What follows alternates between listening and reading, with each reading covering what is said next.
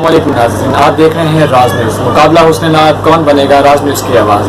ہم پہنچے ایسنا public school جگنو چوک، جہاں پر ہم بہت ہی خوبصورت شخصیت سے متاثر ہوئے جو کہ اسکول کے ہیں پرنسپل۔ آئے ہم ان سے جاننا چاہیں گے ان کا اظہار خیال۔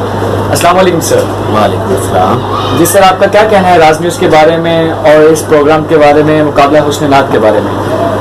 میں بہت مشکور ہوں راز نیوز کا کہ اس نے یہ بہت بڑی ایک ایفرٹ جو ہے مقابلہ حسن نعت کے حوالے سے، نبی پاک صلی اللہ علیہ وسلم کی تعریف کے حوالے سے انہوں نے اسکولوں کو چنا کہ یہاں سے جو ہے بچوں کو جو ہے نا جو ہے نکالا جائے اور بچوں کو چنا جائے کہ وہ جو ہے کمپٹیشن میں جو ہے نا نعت کمپٹیشن میں جو حصہ لے کر ونر بنے اور بچوں کو جو ہے ٹی وی کی اسکرین پر دیکھا جائے۔